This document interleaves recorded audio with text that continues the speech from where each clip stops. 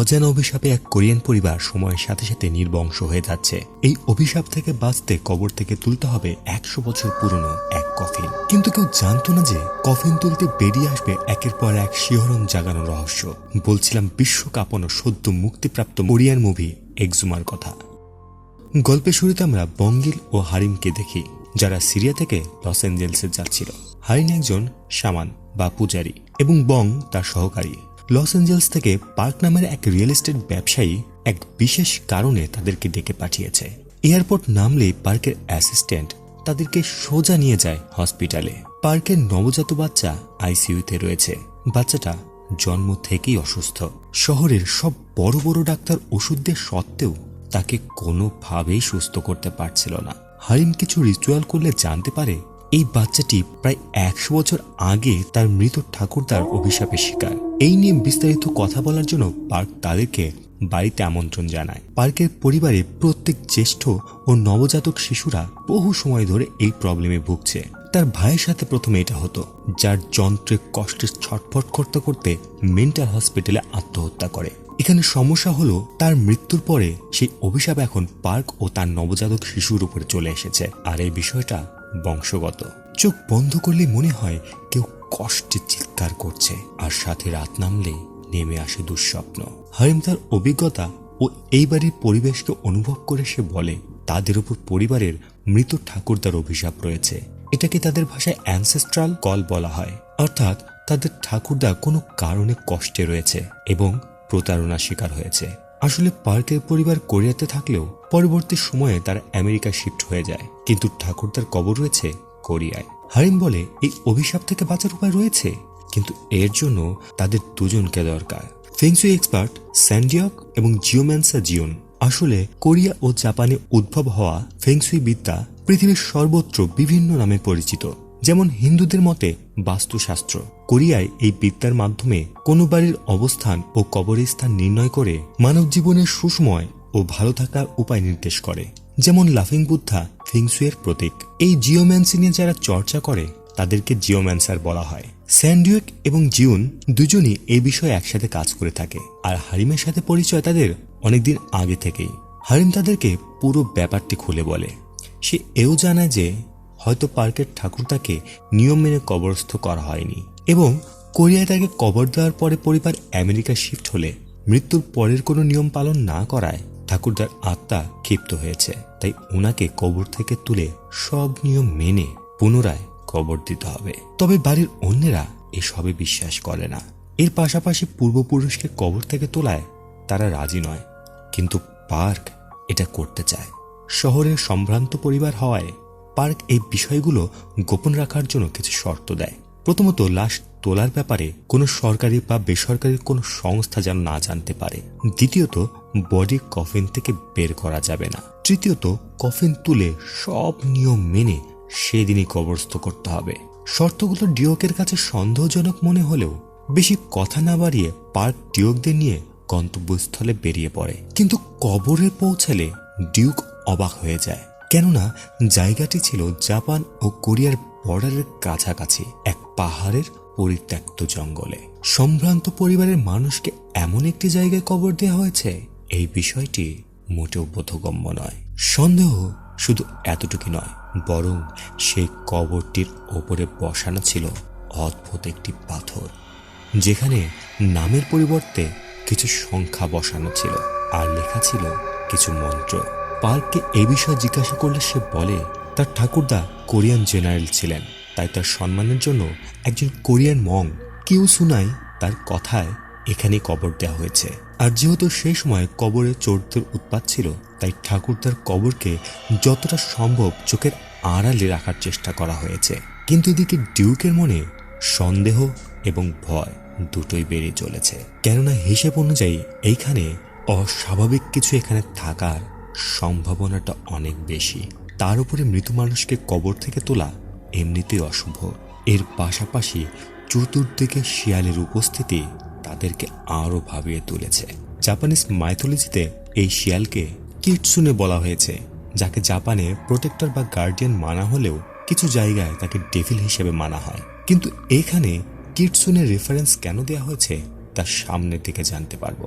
সেদিন হোটেলে ফিরে আসলে পার্ক জানায় এর আগেও তার 2টো বাচ্চা হয়েছিল, কিন্তু সেগুলোকে বাঁচানো যায়নি। আর অনেক কষ্টের পর এই বাচ্চাটাও মৃত্যুর কোলে ঢলে পড়ছে। তাই তাদেরকে রিকোয়েস্ট করে যেমন করেই হোক তার এই সন্তানকে যেন বাঁচিয়ে তোলে তারা।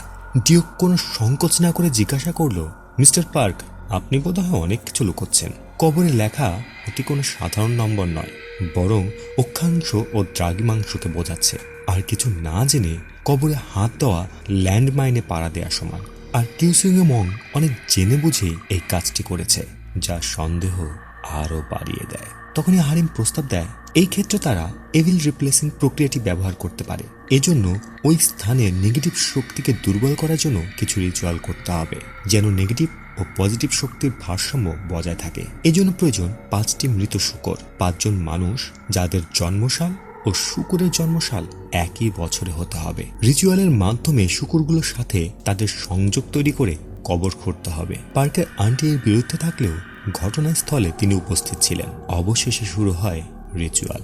নিয়ম অনুযায়ী কবরের প্রথম 3টে আঘাত পার্ককে দিয়েই করানো হয়। এরপরে 5 জন ঘুরতে শুরু করলে প্রত্যেক কোপের সাথে হারিম ওই মৃত শূকরগুলির উপরে আঘাত করছিল। এইভাবে বেশ কিছুক্ষণ চলার পরে অবশেষে খুঁজে পেল সেই কফিন। দামি কাপড়ে মোড়ার নকশা করা ভারী কফিনটি একসময় সম্ভ্রান্ত রাজাদের জন্য ব্যবহার করা হতো।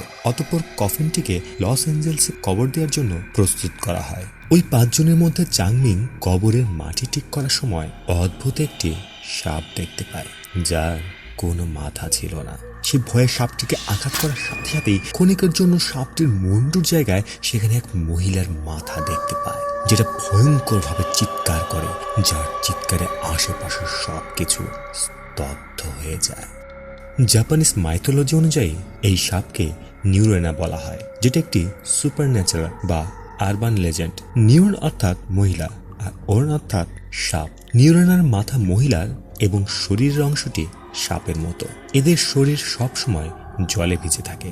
জাপানিজ মাইথোলজি অনুযায়ী নিউরোনা পরিবেশের পানিকে রিপ্রেজেন্ট করে। চাংমিং সেই সাপটিকে মারার সাথে সাথে পুরো আকাশ মেঘাচ্ছন্ন হয়ে যায়। এরই সাথে নামে প্রচন্ড বৃষ্টি, যার ইঙ্গিত ছিল এক অশুভ শক্তির। কথায় আছে, বৃষ্টির সময় কাউকে কবর দিলে তার আত্মা স্বর্গে পৌঁছায় না। তাই বৃষ্টি শেষ হওয়া পর্যন্ত লাশটিকে ফাঁকা এক হাসপাতালে গোপনীয়ভাবে রাখা হয়। মর্গের কেয়ারটেকার রীতিমতো চমকে যায় কফিনটি দেখে। লোভে তার চোখ দুটো জ্বলজ্বল করছিল।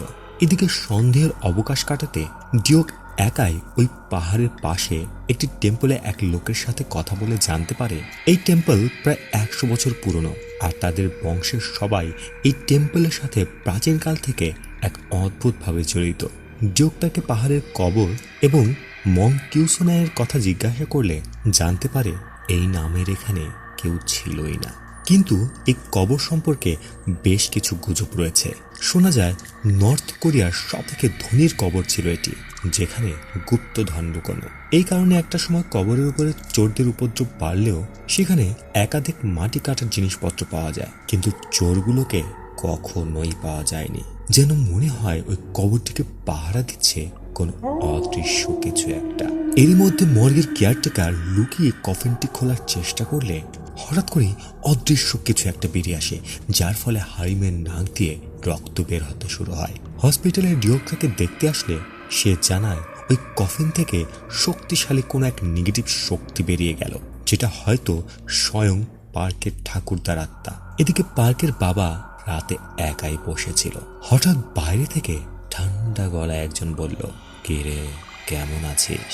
দরজা খোল, আমাকে আসতে দিবি না? সে যেন মন্ত্রমুগ্ধের মতো একাই দরজা খুলে দিল। সাথে সাথে এক ঠান্ডা হাওয়া ঘরের ভেতরে প্রবেশ করে। এর কিছুক্ষণ পরে দেখা যায় পার্কের ঠাকুরদার আত্মা পাশে দাঁড়িয়ে আর বলতে থাকে, বিশ্বাসঘাতকগুলো তো দেখছি ভালোই আছে। কথা শেষ হতে না হতেই ঠাকুরদার আত্মা পার্কের বাবা মাকে গলা টিপে মেরে ফেলে। হারিম ডিওককে সমস্ত ঘটনা জানিয়ে পার্ককে বাঁচাতে বলে, কেননা তাদের পরিবার ঠাকুরদার আত্মার শান্তি কামনা করেনি, তাই ওর আত্মা পরিবারের সকলকে মারছে। ইতিমধ্যে ডিওক পার্ককে ফোন করে সকল ঘটনা বলে, আর যতক্ষণ না সে হোটেলে যাচ্ছে ততক্ষণ পর্যন্ত কেউ দরজা নক করলে সে যেন না খোলে। তখনই দরজা নক করে ভেসে আসলো ডিউকের কণ্ঠস্বর। পার্ক, দরজা খোলো। পার্ক ভয়ে ভয়ে কলে থাকা ডিউককে জিজ্ঞাসা করলো, তুমি কি বাইরে থেকে ডাকছো? ফোনের ওপাশে থাকা ডিউক বলে, তোমার ঠাকুরদার কফিন খোলার সাথে সাথে অনেক কিছু ঘটে গেছে, তাই বাঁচতে হলে জানালা খুলে ওনাকে আসতে দাও, না হলে তুমি মারা যাবে। পার্ক জানালা খোলার সাথে সাথেই ফোনে থাকা ডিউকের কণ্ঠস্বর পরিবর্তন হয়ে যায়। সে বুঝে যায় তার অনেক বড় ভুল হয়ে গেছে। আসলে মাইথোলজি অনুযায়ী আত্মা তখনই তাকে পজেস করে যখন সে নিজে আত্মাকে প্রবেশ করার সুযোগ করে দেয়, আর জানালা খুলে পার্ক তাকে প্রবেশের অনুমতি দিলে পার্ক পজেস হয়ে যায়। ওদিকে দরজা ভেঙে ডিউক প্রবেশ করতেই দেখে পার্ক টেবিলের উপরে স্থির দাঁড়িয়ে আছে। আর এখানে উন্মোচন হয় পার্কের পরিবার এত ধনী হওয়ার রহস্য। 1894 সালে জাপানিজ সৈন্য কোরিয়ার সিওলে আক্রমণ করলে কোরিয়ান জেনারেল পার্কের ঠাকুরদা দেশের সাথে বিশ্বাসঘাতকতা করে টাকা ও শক্তির জন্য জাপানিজদের পক্ষ নিয়েছিল। ফলে যার জন্য তারা এত সবকিছু পেল, পার্কের পরিবার তাকে সম্মান না দিয়ে আমেরিকায় শিফট হয়ে যায়। পার্ক পজেস অবস্থায় ডিউককে এক সাংকেতিক ধাঁধা বলে যায়, যেটা ছিল the fox cuts off the tiger's waist. আর সাথে সাথে পার্কের ঘাড় মোটকে সে মারা যায়। ঠাকুরদার আত্মা এখন সোজা চলে যায় পার্কের সন্তানকে মেরে ফেলার জন্য। ডিউক বুঝে যায় কবর দিয়ে লাভ নেই, যদি বাচ্চাকে বাঁচাতে হয় তাহলে কফিনটি এখনই পুড়িয়ে ফেলতে হবে, তা না হলে এই বাচ্চা ও তার পরিবারের কেউই বেঁচে থাকবে না। অবশেষে পার্কের আন্টি রাজি হলে কফিনটি পুড়িয়ে ফেলা হলে ঠাকুরদার আত্মা চিরদিনের জন্য বিলীন হয়ে যায়। কিন্তু সব সমস্যা কি এখানেই শেষ? এর মধ্যে ডিউক জানতে পারে সেদিন চাংইং কবর খোঁড়ার পর থেকে ভীষণভাবে অসুস্থ, তাই ওর সাথে ডিউক দেখা করলে চাংইং জানায় ডাক্তার দেখিয়েও কোনো লাভ হচ্ছে না। রাত হলেই অস্বাভাবিক চিৎকার আর ভয়ঙ্কর ভীষণ তার সামনে ভেসে ওঠে। সেদিন তার ওই অদ্ভুত সাপটিকে মারা কোনোভাবেই ঠিক হয়নি, তাই সে ডিউককে রিকোয়েস্ট করে যেন সে সাপের শরীরটি খুঁজে বের করে সঠিকভাবে যেন কবর দেওয়া হয়, অর্থাৎ এখানে নিউরেনের কথা বলা হচ্ছিল। ডিউক তার কথা মতো ঠাকুরদার কবরের কাছে গিয়ে একটু খোঁজাখুঁজির পরেই সেই সাপটির দুখণ্ড শরীর খুঁজে পায়, যেটিকে দেখা মাত্রই তার গায়ের লোম দাঁড়িয়ে যায় আর বেলচাটি মাটির নিচে শক্ত কিছু একটাতে লাগে, যার ফলে ডিউক দ্রুত সেই মাটিগুলো তুলে ফেলতে থাকে। যেখানে কিছুক্ষণের মধ্যে বেরিয়ে আসে আরও একটি অদ্ভুত দাঁড় করানো একটি কফিন, যেটা সে কখনোই দেখেনি। সাথে সাথে সে সকলকে ফোন করে এই ঘটনাটি জানায়। সকলেই দ্রুত এখানে এসে সেখান থেকে বের করে 10 ফুট লম্বা ও কাঁটা তারে জড়ানো এক দৈত্যাকার কফিন। অবাক করার বিষয় হলো কফিনটি তোলার সাথে সাথে সেখানে উপস্থিত সব কিটসুনে সেখান থেকে চলে যায়। এখন প্রশ্ন হলো এই কাঁটা তার জড়ানোর রহস্য কি? সকলে আজ রাতের জন্য কফিনটি বাউগন টেম্পলে মন্ত্র পাঠ করে কিছু চাল ও ঘোড়ার রক্তের এক সার্কেলে রাখা হয় সেই কফিনটি। ডিউক এর মধ্যে পার্কের আন্টির সাথে দেখা করে তার বাবার খবরের ব্যাপারে জিজ্ঞাসা করলে উন্মোচন হয় মং কিউসুনায় কোরিয়ান নয় বরং এক জাপানিজ ছিলেন, যার আসল নাম ডিসুনে। শোনা যেত এই মং কোরিয়ান ভৌগোলিক অবস্থা সম্পর্কে খুব ভালোভাবে জানতেন। তবে এখানে প্রশ্ন হলো, পার্কের ঠাকুরদা যদি নিজের দেশের সাথে বিশ্বাসঘাতকতা করে জাপানের সাহায্য করে থাকে, তাহলে জাপানিজ মং তার সাথেই বা এমন কেন করলো? রাতে খাবার শেষে সকলে ঘুমিয়ে পড়ে আর হারিম একা বসে তার মৃত ঠাকুমাকে স্মরণ করছিল। এখন মাঝরাত। বঙ্গিল লক্ষ্য করে টেম্পলের সেই লোকটি তার বুকের উপর দাঁড়িয়ে বিড়বিড় করে বলছে, সে আমার কলিজা নিয়ে গেছে। তার পুরো শরীরে গভীর ক্ষত। বঙ্গিল নিজেকে শান্ত করে মন্ত্র পড়ে কোনোভাবে উঠি দেখে সেখানে কেউ নেই। মনে সন্দেহ জাগলে একাই চলে আসে বার্ন হাউস চেক করতে। দরজাটি ভেতর থেকে লাগানো। এরই মাঝে সে শুনতে পায় দূরের খামারের শুকরগুলো ভয়ঙ্কর ভাবে চিৎকার করছে। কোনোভাবে সেখানে টিনের ফাঁক দিয়ে কিছু একটা দেখতেই বং ভয়ে ঠান্ডা হয়ে গেল। 9 ফুট লম্বা একটি মানুষ টেম্পলের লোকটির মাথা শরীর থেকে আলাদা করে ফেললো। বঙ্গিল কোনোভাবে এসে হারিমকে ডাকলে হারিমের ঠাকুমা তাকে বাধা দিল। হারিম সেখানে ছুটে যায়। বার্ন হাউসের দরজা খুলে ঢুকতেই সকলে স্তব্ধ হয়ে গেল, কেননা কফিনের ঢাকনাগুলিকেও খুলে ফেলেছে আর উপরের ছাউনিটা ভাঙা। হারিম সবাইকে ঘুম থেকে তোলার জন্য পাঠালে এর মধ্যে কফিনের ভেতর থেকে একটি জাপানিজ সামুরাইয়ের হেলমেট পায়। তখনই শুনতে পেল বাইরে ভারী পায়ের শব্দ। কিছুক্ষণের মধ্যে এক লম্বা কুৎসিত পিশাচের মতো দেখতে দরজার সামনে এসে দাঁড়ায় আর ভয়ানক কণ্ঠে বলে উঠল, ভেতরে কে? মানুষ নাকি? খাবার জন্য কি এনেছিস? মিষ্টি মাছ? হারিম কাপা গলায় লুকিয়ে উত্তর দিল, আমি মানুষ নয়, আপনার প্রজা। ক্ষমা করবেন, আমি এক্ষুনি খাবারের ব্যবস্থা করছি। তখনই ওর মুন্ডু ছুঁড়ে ফেলে হারিমকে ধাওয়া করে। মঙ্গিল হারিমকে বাঁচাতে পিশাচের পেটে রড ঢুকিয়ে দিলে সেটা কোনোভাবেই তার বর্ম ভেদ করতে পারে না। এতক্ষণে পিশাচের সম্পূর্ণ রূপ দেখে সকলে ভয়ে স্থির হয়ে যায়। তার চোখ দুটো তুলে ফেলা হয়েছে আর পুরোটা মুখ ঝলসানো। পিশাচ বঙ্গিলের মুখ চেপে পেটে হাত ঢুকিয়ে ছিঁড়ে ফেলতেই সে অজ্ঞান হয়ে যায়। পিশাচের পর ধীরে ধীরে এগিয়ে আসে হারিমের দিকে। হারিম ভয়ে পিছিয়ে গেলে পিশাচ হঠাৎ থেমে যায়। সে দেখে হারিম মং প্যাগোডার উপরে বসে। আসলে মং প্যাগোডা বৌদ্ধ ভিক্ষুক মারা যাওয়ার পরে তাদের অস্থি অবশেষ ধারণ করে রাখতেই ব্যবহার করা হতো। পিশাচ এটা দেখে মন্ত্র পাঠ করতে করতে আগুনের গোলায় পরিবর্তিত হয়ে হাওয়ায় উঠতে থাকে। এর সাথে হারিম কিছু বিক্ষিপ্ত ভীষণ দেখতে পায়। ঘটনাস্থলে ডিউক ও জিওন এসে পড়লে তারা ভয়ে হতভম্ব হয়ে এই দৃশ্য দেখতে থাকে। এইভাবে কিছুক্ষণ থাকার পরে পিশাচ পাহাড়ে পার্কের ঠাকুরদার সেই কবরের কাছে চলে যায়। পরের দিন হারিম সকলকে হসপিটালে অ্যাডমিট করে। বঙ্গিলের জ্ঞান ফিরেছে, কিন্তু তার অবস্থা খুবই করুণ আর বাকি দুজনের ভয়ানক জ্বর এসেছে। এতক্ষণে তাদের নিয়ে একটি খবর ছড়িয়ে পড়েছে, যেখানে টিভিতে রিপোর্টার বলছিল জঙ্গলি ভাল্লুকের আক্রমণে এই কাণ্ড ঘটেছে। হারিম গত রাতের ঘটনায় খুবই চিন্তিত, কেননা আত্মা বা ভূতের কোনো শরীর হয় না, এমনকি তাদের কোনো ছায়াও পড়ে না। কিন্তু এই পিশাচের দুটোই ছিল, অর্থাৎ এই পিশাচ অনি। জাপানিজ মাইথোলজি অনুযায়ী অনি অর্থ ডিমন। বলা হয় সব থেকে খারাপ মানুষের মৃত্যু হলে অভিশাপের কারণে সে অনিতে পরিণত হয়। এরই মধ্যে খবর আসে বঙ্গিলকে বড় হাসপাতালে শিফট করতে হবে।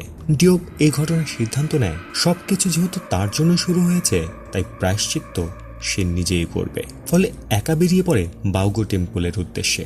সেখানে রাখা পুরনো বই ও পুঁথি থেকে রিচার্জ করতে শুরু করে। এদিকে হারিমও বুঝতে পারে বঙ্গিল অনি দ্বারা পজেস হয়েছে। তাই হারিম নিজের বোনকে ডেকে সাহায্য চাইলে বঙ্গিল রহস্যজনকভাবে হেসে বলে ওঠে, সে আসছে। এদিকে ডিওক পার্কের ঠাকুরদার কবরের মাটি খুলে দেখে অনি ওখানে শুয়ে আছে, অর্থাৎ সে দিনের বেলায় এখানে থাকে আর রাত হলে জেগে ওঠে। ডিউকের সব সন্দেহ কেটে গেলে হোটেলে ফিরে রিভিল করে আসল রহস্য। পার্ক মৃত্যুর আগে বলে গিয়েছিল the fox cuts off the tigers weights. আসলে ফিংসুই অনুযায়ী অখণ্ড কোরিয়ার ভূমি মানচিত্রে দেখলে বাঘের আকৃতি মনে হয়, আর পার্কের ঠাকুরদার কবরে লেখা ওই নম্বরগুলো অনুসন্ধান করলে দেখা যায় কোরিয়ার ম্যাপে ঠিক বাঘের কোমরের দিকে আছে। বলা হয় প্রাচীনকালে কোরিয়ার শক্তি শেষ করার জন্য জাপানিজ ফেংসুই এক্সপার্ট কোরিয়ার বেশ কিছু জায়গায় মন্ত্র পাঠ করে কিছু রড পুঁতে রাখে। পার্ক তাদের যে কবরচোরের কথা বলেছিল তারা কোনো চোর নয়, বরং এরাই কোরিয়াকে বাঁচানোর জন্য ব্ল্যাক ম্যাজিক করা সেই রডগুলো খুঁজে বের করে অভিশাপগুলো ধ্বংস করছিল। কিন্তু শেষ রডটিকে কোনোভাবেই খুঁজে পায়নি তারা। The fox cuts off the tiger's West কথাটির অর্থ এই ঘটনাকে বোঝায় যেখানে বাঘের মতো দেখতে কোরিয়ান ভূমিতে দ্য ফক্স কিটসুনে অর্থাৎ জাপানিজ শ্যামান লোহার মন্ত্রে সেই রডটি পুঁতেছিল, অর্থাৎ কাটস অফ দ্য টাইগার্স হয়েছিল। এবং অনি এই রডকে মানুষদের থেকে রক্ষা করার জন্যই ওই নির্দিষ্ট জায়গায় পাহারাদার হয়ে আছে। এর সাথে হারিমও বুঝতে পারে অনি সেই দিন বঙ্গিলকে মারতে পারেনি, তার একমাত্র কারণ হলো এর শরীরে কোরিয়ানদের এক বিশেষ মন্ত্র ট্যাটু আকারে লেখা ছিল। অতএব এখন বঙ্গিলকে বাঁচাতে হলে অনিকে শেষ করতে হবে এবং কোরিয়ার স্বার্থে ওই রড খুঁজতে হবে। এবার প্ল্যান অনুযায়ী হারিমের বোন থাকবে বঙ্গিলের সাথে এবং হারিম, ডিওক ও জিওন যাবে অনির কবরে। এরা নিজেদের সুরক্ষার জন্য পুরো শরীরে বিশেষ মন্ত্রের টেম্পোরারি ট্যাটু করে নেয়। এখন অপেক্ষা শুধু রাতের। প্ল্যান ছিল হারিম কৌশলে অনিকে কবর থেকে সরিয়ে মন্ত্র ও ঘোড়ার রক্ত ব্যবহার করে মেরে ফেলবে বা দুর্বল করে ফেলবে, আর এই সুযোগে ওরা দুজন কবর খুঁড়ে রড খুঁজে বের করবে। এই জন্য দেওয়া হয় মিষ্টি মাছের টোপ। প্ল্যান মতো কাজও হয়। অনি জেগে উঠতেই মাছের গন্ধে হারিমের পিছু নেয় এবং বাকি দুজন কবর খুঁড়তে শুরু করে। কিন্তু অনেক চেষ্টার পরেও তারা কোনো রড খুঁজে পায় না। আর এদিকে হারিমের পক্ষেও অনিকে এতক্ষণ আটকে রাখা সম্ভব হচ্ছিল না। হারিমের ঠাকুমার আত্মা তাকে কল্পনায় দেখিয়েছিল এই জাপানিজ শামান জিসুনে এর সাথে একবার মুখোমুখি হয়েছিল। সে কিন্তু যথেষ্ট শক্তিশালী। তাই তার প্রভাব অনির উপরে শক্তপোক্তভাবেই থাকবে। অনি হারিমকে মারতে গেলে ঠাকুমার আত্মা তাকে বাঁচিয়ে নেয়। অনি তাকে কিছু করে না, কেননা সে একমাত্র মানুষদের হাত থেকে সেই কবরটিকে রক্ষা করছিল। হারিম প্রাণপণে পালিয়ে জীবনদের সাথে দেখা করলে জানতে পারে তারা কবরে কিছুই খুঁজে পায়নি। তখনই তারা দেখে অনি আগুনের গোলায় পরিণত হয়ে কবরে ফিরে যাচ্ছে, অর্থাৎ ডিওকের প্রাণ সংকটে। ডিওক নিজের মৃত্যুকে ধীরে ধীরে এগিয়ে আসতে দেখে, কেননা আজই তার শেষ দিন। কিছুক্ষণের মধ্যে অনি তার পিঠে হাত রেখে বলে, আমার অনুগত হতে চাও নাকি তোমার কলিজা হারাতে চাও? এর মধ্যে অনি তার তীক্ষ্ণ নখ দিয়ে ডিওকের পিঠ চিরে ফেলে। বাঁচানোর জন্য হারিম মন্ত্র পড়া সেই ঘোড়ার রক্ত ছিটিয়ে দিতেই অনির পুরো শরীর জ্বলতে শুরু করে। ফলে অনি হারিম ও জিওনের গলা টিপে তুলে ধরলে হারিম কিছু ভীষণ দেখতে পায়। এই ঘটনার সাথে উন্মোচন হয় অনির আসল রহস্য। সিকিহারা যুদ্ধের সময় জাপানিজ পুরোহিত জিসুনে, যাকে ফক্স বলা হচ্ছে, সে একজন জাপানিজ জেনারেলের মাথা কেটে তার পুরো শরীরের সাথে বিভিন্ন পশুদের অঙ্গ প্রত্যঙ্গ যুক্ত করে 10,000 কোরিয়ানদের খুনের রক্ত রাঙা এক জ্বলন্ত কাটানাকে জেনারেলের শরীরে ঢুকিয়ে মাথাটা সেলাই করে সোজাসুজিভাবে মাটিতে পড়তে দেয়। অর্থাৎ সেই লাস্ট মন্ত্র পড়া রডটি আর কোথাও নয়, বরং ওই অনির শরীরের ভেতরে ঢুকানো রয়েছে। এরপরে পার্কের ঠাকুরদাকে এই কবরের উপরে কবর দেওয়া হয়, কেননা সামান জানতো অভিজাত পরিবার হওয়ার কারণে পার্কের ঠাকুরদার কফিন কেউ কবর থেকে তুলবে না। কিন্তু পার্কের ঠাকুরদার কবর তোলার সাথে সাথে নিউরেনা অর্থাৎ সেই অদ্ভুত সাপটি মারা গেলে প্রথম প্রহরী সরে যায়। আর জাপানিজ মাইথোলজি অনুযায়ী নিউরেনাকে পানির সাথে তুলনা করা হয়। এরপরে কফিনটি ছিল কাঠের, যেটা তোলা হয় মাটির নিচ থেকে, যেটার অর্থ হলো আর্থ। এখন বাকি রইল মেটাল ও ফায়ার, অর্থাৎ জ্বলন্ত কাটানা, যেটা অনির মধ্যে ছিল, কেননা মেটাল জ্বলন্ত আগুনে পুড়িয়ে কাটানার শরীরের ভেতরে ঢোকানো হয়েছিল। ফিংসুয়ে মেইন 5 এলিমেন্ট হলো উড, ওয়াটার, আর্থ, ফায়ার এবং মেটাল। এই 5টি উপাদান বিঘ্নিত হওয়ার কারণে অনি জেগে ওঠে। এতক্ষণে পুরো বিষয়টি ডিওক জেনে ফেললে অনির পায়ে কুড়োল দিয়ে আঘাত করলে অনি বাকি দুজনকে ছেড়ে দেয়, আর সাথে সাথে অনি ডিওকের মাথা হাত দিয়ে চেপে ধরে। ততক্ষণে ডিওক নিজেকে প্রস্তুত করে নেয়। তার কুড়োলে ছিল কাঠ, অনির ভেতরের কাঁটাটা ছিল মেটাল, দাঁড়িয়েছিল সে মাটিতে অর্থাৎ আর্থ, আর ফায়ার অলরেডি ছিল, কেননা কাটানাকে আগুনে পোড়ানো হয়েছিল, আর বাকি থাকলো রক্ত। এজন্য ডিওক তার পেট থেকে বেরোনো রক্ত কুড়োলে মাখিয়ে নেয়, যেটা 5 এলিমেন্টের ওয়াটার বা তরলের কাজ করে, যার ফলে এলিমেন্ট সার্কেল কমপ্লিট হয়ে যায়। আর অবশেষে নিজের সর্বোচ্চ শক্তি দিয়ে অনির মাঝ বরাবর আঘাত করে। এর সাথে সাথে আহত ডিওক কবরে লুটিয়ে পড়ে। সে পেরেছে সকলকে অভিশাপ মুক্ত করতে। ওদিকে বঙ্গিলো পোজেস থেকে মুক্ত হয়ে যায়। ডিওক সেদিন মৃত্যুর মুখ থেকে ফিরে এসেছে। সবার প্রার্থনা ও ভালোবাসা মৃত্যুকে পরাজয় করেছে। যতই হোক, তার মেয়ের বিয়ে দেয়া এখনো বাকি। আর এই বঙ্গিল, হারিম ও জিওন তার থেকে নিমন্ত্রণ না পেয়ে ছেড়ে দেওয়ার লোক নয়। গল্পটি কেমন লাগলো তা অবশ্যই কমেন্টে লিখে জানাবেন। আর এমন গল্প আরও শুনতে চাইলে চ্যানেলটি সাবস্ক্রাইব করে রাখবেন।